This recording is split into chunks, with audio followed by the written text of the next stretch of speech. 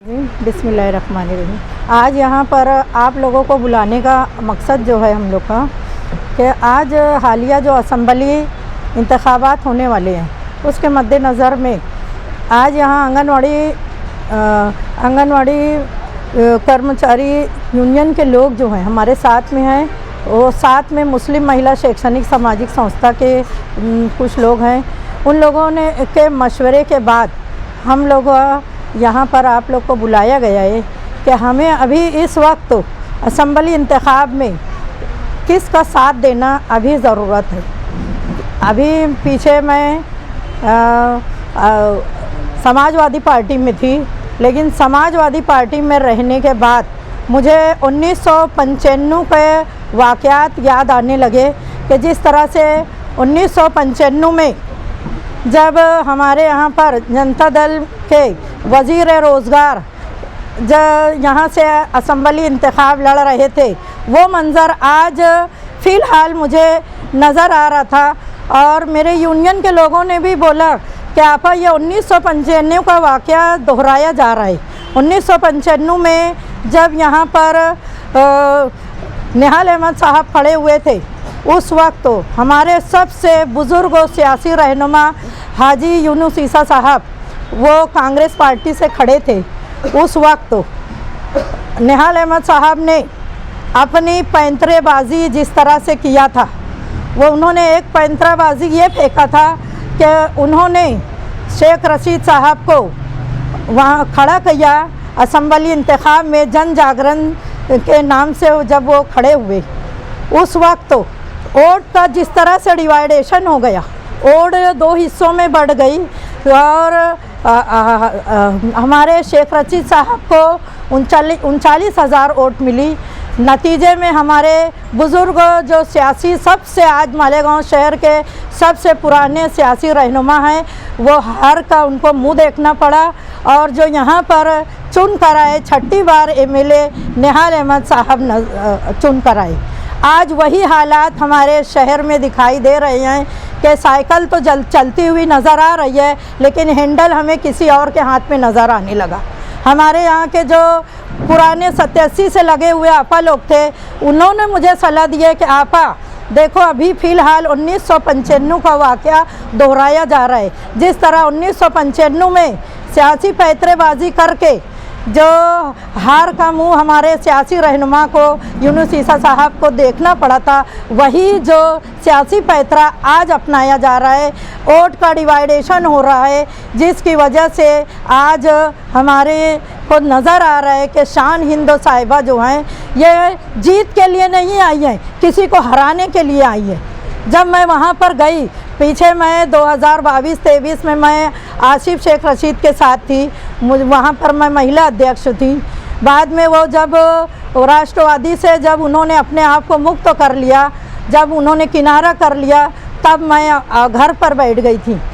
मुस्तकीम dignity शान Hindu Abdurrahman कुछ लोग वो मेरे पास आए, कहने लगे कि शान हिंदो साहिबा असम्बली इंतखाब लड़ना चाहती हैं और आप लोग की मदद से हम लोग उनको चाहते हैं कि आप पूरे यूनियन के लोग जो तुम्हारे आंगनवाड़ी के हैं और मुस्लिम महिला शैक्षणिक सामाजिक संस्था के जितने तुम्हारे साथ के टीचर भी हैं, सबको तुम लेकर साथ में आओ। मैंने उनका लब्बैक कहते हुए उनके साथ शामिल हो गई। लेकिन जब चलते चलते कुछ दिन 8 दिन 15 दिन पद यात्रा में मैं घूमी उनके साथ में, और घर घर जब जाकर देखा तो मुझे समझ में आया कि यहाँ पर तो बात ही कुछ और है कि हैंडल किसी और के हाथ में नज़र आ रहा है। जो 1995 में जो पैंतरा इस्तेमाल किया गया था, वही पैंतरा आज इस्तेमाल किया जा रहा है। तो आज हम लोग ने ये फ़ैसला किया कि हमको हमारी वोट जो डिवाइड हो रही है, ये वोट डिवाइड होने के बाद या इस गांव में फिर से जिस तरह से नशे से लोग परेशान हैं, आज ये जितने यहाँ बैठे हैं यहाँ पर सब ये सेविका लोग हैं जो घर घर जाने वाले हैं। रोज़ाना हमारी सेविका को एक औरत मत समझिए आप लोग, ये जो सेविका हैं रोज़ाना 1000 घर में वो रोज़ जाती हैं और वो देख रही हैं कि नशे से लोग किस तरह परेशान हैं। अगर किसी के घर में अगर एक बच्चा एक लड़का नशे का आदी है तो पूरा ख़ानदान उस घर का परेशान रहता है और पूरे ख़ानदान में भूखमरी की नौबत आती है। आज हमारा अगर वोट का डिवाइडेशन हो गया तो जिस तरह से लोग हम देख रहे हैं कि गुंडागर्दी शबाब पर है, आज जमहूरियत का खून किया जा रहा है। आज खुलकर कोई झंडा और फूल पहनता नहीं है, क्यों, किस लिए कि पता नहीं इलेक्शन के बाद हो सकता है कि हमें मारा जाए, पीटा जाए। जमहूरियत का खून होते दिखाई दे रहा है, इसलिए हम लोगों को ये कदम उठाना पड़ा कि हमको इत्तेहादुल मुस्लिमीन के साथ या मुफ्ती मोहम्मद इस्माइल का साथ देने के लिए हम लोग यहाँ पर आपके सामने जमा हुए हैं। जब साजन मिहाल अहमद साहबा थी 1994-95 में हम लोगों की एक बालवाड़ी थी। बालवाड़ी के टाइम से मैं उनके साथ में काम करती हूँ, लेकिन उनका ऐसा रवैया देखते हुए हमारी कुछ सेविका जो यहाँ आपको दिखाई दे रही हैं, ये लोग उनके साथ जाने के लिए तैयार नहीं है। आज वो लोग कहने लगे कि आपा उनका रवैया बहुत ख़राब है। लेकिन जब अभी मैं शान हिंदू साहिबा के साथ में गई और वहाँ मैं देखा कि शान हिंदू उसी की लड़की है, उसी के जैसे रवैयात उनके हैं, जो हमारी कुछ सेविका को और बहुत सारी हमारी टीचरों को बिल्कुल पसंद नहीं आ रहा है कि वो इस तरह से कि हैंडल किसी के हाथ में दे दिए, साइकिल हमारे पास में रखी हुई है। हम किसी को जीतना नहीं, जिताने के लिए नहीं आए हैं, बल्कि हमको किसी को हराना है। जब ये बातें हमारे लोगों ने महसूस किया तो हमने चाहा कि बिल्कुल नहीं, जब अगर वो किसी को हराने के लिए आए हैं तो हम उनके साथ में बिल्कुल नहीं रहेंगे। हम जो जीतने वाले हैं उनके साथ में जाएंगे। साइकिल का हैंडल किसके पास है? साइकिल का हैंडल आप लोग तो भी पत्रकार है, आपको भी दिखाई दे रहा होगा। जिस तरह से 1995 में जब इधर से तीर चलाया गया था, आज जो है उल्टा पैतरा चल रहा है कि आज हमको दिखाई दे रहा है कि शेख आसिफ साहब के हाथ में हमको हैंडल दिखाई दे रहा है। मेरी यूनियन के 130 लोग हैं आंगनवाड़ी के, और मुस्लिम महिला शैक्षणिक सामाजिक संस्था के तकरीबन 42-45 लोग हैं जो हम लोग ये संस्था के तौर पर काम करते हैं। वो लोग हम लोग यहाँ पर उनको हिमायत दे रहे हैं। मेरा सवाल है, हाँ बोलिए। आपने जो रवैये की बात की, हाँ, ये रवैया आपने बहुत पहले से जुड़ी हुई है हाँ समाजवादी सेविकाओं के साथ। हाँ, तो रवैया तो आपको पहले से मालूम था, फिर आपने क्यों समाजवादी ज्वाइन की? हमने सोचा था कि शान हिंदू का रवैया उसकी माँ से अलग होगा।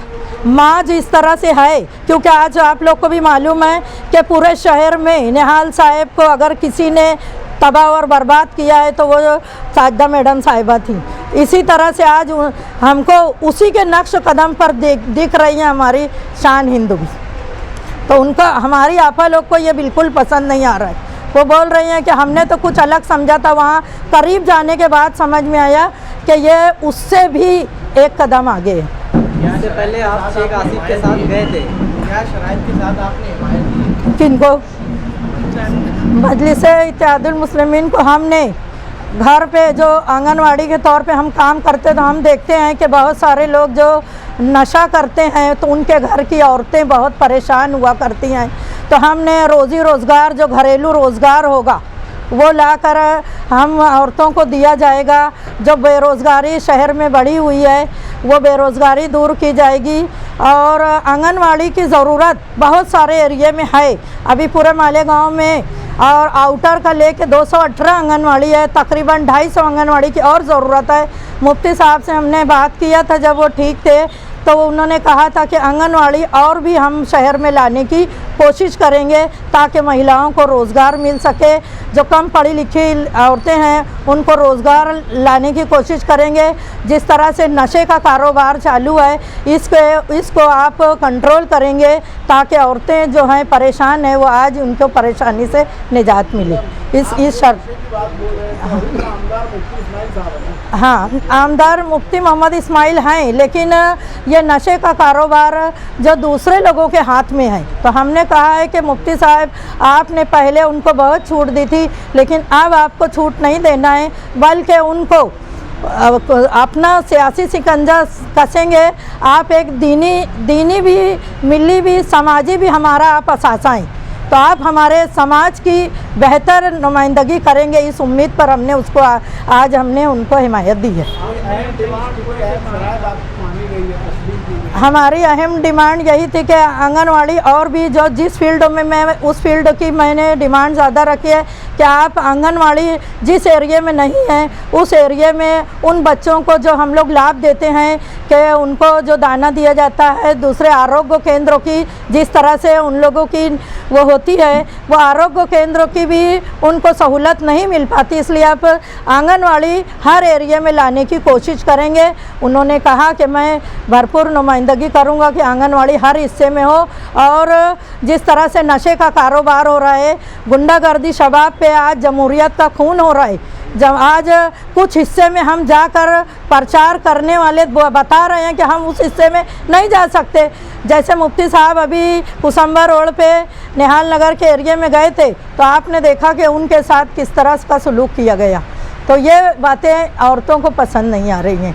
ये बात हाँ स्टेज से कहा था कि आप नाकार रहे और आप अभी उनके साथ जा रहे हैं, तो कैसा देखते हैं आप? नहीं, हमने कहा था कि वो काम करने के उनके अंदर जो सलाहियत कम है, तो हमने अब उनको कहा है कि आपने आपकी सलाहियतों को बरुए कार लाइए, आपका जो पद है उसको आप देखिए कि किस तरह से आप क्या काम कर सकते हैं, शहर को बेहतर नुमाइंदगी आप दे सकते हैं। तो उन्होंने कहा कि इंशाल्लाह कोशिश करेंगे कि हम शहर को बेहतर से बेहतर नुमाइंदगी। एक साल में तीसरी पार्टी आप ज्वाइन कर रहे हैं। हाँ, कभी समाजवादी, कभी राष्ट्रवादी, कभी मुफ्ती साहब, आप खुद मतलब इस जगह मतलब सक्षम नहीं रह पाते, क्या वजह है? राष्ट्रवादी में मैं थी। आसिफ शेख रशीद साहब ने जब मुझे अपने साथ लेकर गया, मैं उनके पास में थी। जब उन्होंने राष्ट्रवादी छोड़ा, उन्होंने डिज़ोल्व किया, तो उस वक्त मैं फिर जब उन्होंने फैसला किया कि आज़ाद हम अब पार्टी बनाएंगे, तभी मैं वहाँ से अलग हो गई। और उनके बाद में उन्होंने भी बुलाया नहीं और मैं भी गई नहीं कि आज़ाद हमारी पार्टी है, आप लोग यहाँ पर आइए। शान हिंदो साहिबा 2 महीना पहले मेरे पास खुद आई और उन्होंने कहा था कि इन चीज़ों पर जो मैं अभी बोल रही हूँ कि आंगनवाड़ी और भी होना चाहिए, नशा मुक्त हो, और ये सब चीज़ों उनको भी मैंने यही शराइत रखी थी। प्लस मैंने कहा था कि महिला अध्यक्ष के तौर पर मैं काम करूँगी। उन्होंने हर बात को तस्लीम किया था, लेकिन जब मैं वहाँ पर गई और वहाँ जाने के बाद देखा कि यहाँ पर आज भी वो 1995 का जो वाक़या मैंने बताई है कि वही वाक़या मुझे आज के हालिया असम्बली इंतखाब में नज़र आया कि हाँ नहीं ना, आप शान हिंदो साहिबा से पूछ सकते हैं कि हमने जब भी पैसों का कोई डिमांड नहीं किया था और यहाँ भी हमने बिला शर्त उनको हिमायत दी है कि आप लोग हमारा सिर्फ काम कीजिए, हम लोग हर सेविका और हर शिक्षिका आपका काम बराबर करेंगे। तो पूरे शहर के अक्सर हिस्सों में इस बात का ऐलान कर दिया कि औरत की वोट औरत को मैं क्योंकि समाजवादी में थी उस वक्त मैंने ऐलान किया था, लेकिन आज मेरा ऐलान ये होगा कि जो लोग अपना हैंडल किसी के हाथ में ना दें, अपनी सियासत खुद चलाएं और सिर्फ समाज के लिए वो काम करें, और इसलिए नहीं कि किसी को हराना है बल्कि इसलिए कि तुमको खुद जीतना है। तो जब हमको नज़र आया कि ये खुद ही जीतना चाहते हैं, इसलिए हम ये यहाँ पर आए। मैडम आप बोल रहे हैं हिंडल किसी और के पास, हाँ हाँ, हिंडल साइकिल इनके पास है, हिंडल किसी और के पास में। तो आप जब 1975 की बात कर रहे हो तो 99 ऐसा भी तो कुछ हो सकता है, शान खुद ही तो खुद करा सकती थी ना।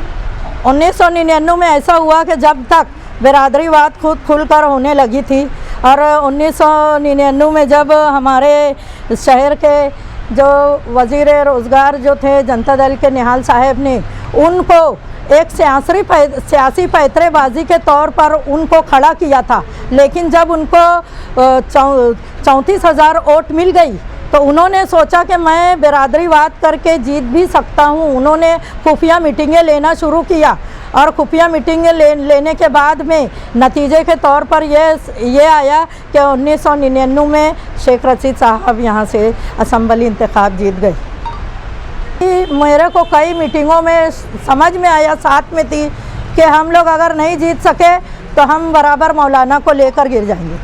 तो मुझे ये बात बहुत बुरी लगी कि मैं तो दिलो जान से तुम्हारे साथ आई थी, जिताने के लिए आई थी और तुमको जिताने के लिए मैं अपनी टीम को आपके पास में लेकर आई थी, लेकिन आज ऐसी बात तुम कर दिए तो मुझे ये बात बहुत नागवार गुजरी। तो आपको मीटिंग में पता चल गया था कि गिराने की लाइन में उनको, हाँ। तो वही रोक देना था उनको, बोलना बैठ जाना चाहिए, बोल देना चाहिए था ना। बोली मैं साजदा मैडम जब जिस दिन परवेज सिद्दीकी साहब आए थे, मैं उनकी प्रेस कॉन्फ्रेंस में भी थी, मैं अंदर परवेज सिद्दीकी साहब और प्रताप उगाड़े बैठे हुए थे। शान हिंद साहब ने जब बाहर इस तरह की दो बातें करी तो मैंने बोला कि देखो ये बात तो तुम्हारी बराबर नहीं लग रही है। तो साजदा मैडम अंदर से चिल्लाने लगे क्या बात कर रही तू, बिल्कुल ये सब बात बिल्कुल यहाँ मत कर, मली मैडम गलत बात कर रहे। उन्होंने वहाँ पर मेरा सोचे कि अब ये मेहमान के सामने ये बात हो रही है, तो उन्होंने फ़ौरन कहा अरे आंगनवाड़ी में तो लगाने वाली मैं है।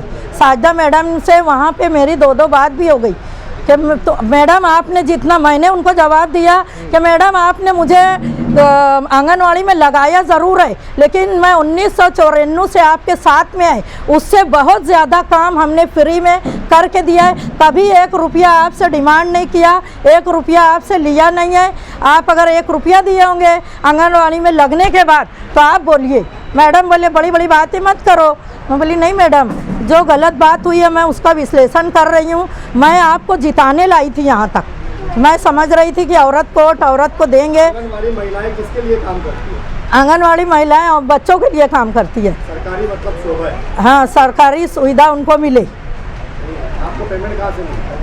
हम लोग का पेमेंट मानधन जो है कुछ हिस्सा सेंट्रल से आता है और कुछ हाँ गवर्नमेंट का आता है और कुछ हिस्सा है तो हमारे राज्यसभा से आते हैं। आप एक गवर्नमेंटली सर्वेंट के तौर पर मतलब आप लोग काम करते हैं? गवर्नमेंट तो नहीं, हमारा मानधन है। मानधन है? हाँ, सरकारी पेमेंट ही आपको मिलता है? नहीं, सरकारी पेमेंट नहीं माना जाएगा, मानधन को मानधन कहा जाता है। सरकारी पेमेंट अगर होती तो हम लोग आज यहाँ पर नहीं आते। काम करते हैं इसलिए यहाँ पर आप लोग सुबह 10 बजे से 2 बजे तक हमारा काम होता है सिर्फ। आप गवर्नमेंट से क्या चाहते हैं? हम लोग आंगनवाड़ी के तौर पर ये चाहते हैं कि एक आंगनवाड़ी में लगने के लिए 10वीं पास लगते थे और खाला जान के लिए यानी मददनीस के लिए 7वीं पास लगते थे, लेकिन आज जो गवर्नमेंट ने धोरण बदला है कि जितना अगर उनके पास में अरीज़ा आया है तो जो सबसे ज़्यादा पढ़े लिखे हैं उन्हीं लोगों को ले लिया जाता है। पिछले साल अभी भर्ती हुई थी, बीएड एमएड लोग हमारी मददनीस में दाखिल हो गए हैं। ये हमारा गवर्नमेंट का सबसे बड़ा एक मसला है कि कम पढ़े लिखे लोगों के लिए अब जगह नहीं है। जब हम लोग ज़रूरत है उनको नहीं मिला, जिनको ज़रूरत है, जो यो घटस्फोट है, जो परितत्ता रहते, जिसको कोई सारा नहीं रहता उनका नहीं काम हुआ, जो पढ़े लिखे ज़्यादा रहते उनको लिए जाता है। ऐसा नहीं होना ना, जो मजबूर है, जो औरत मजबूर है उसके लिए होना है ना यहाँ।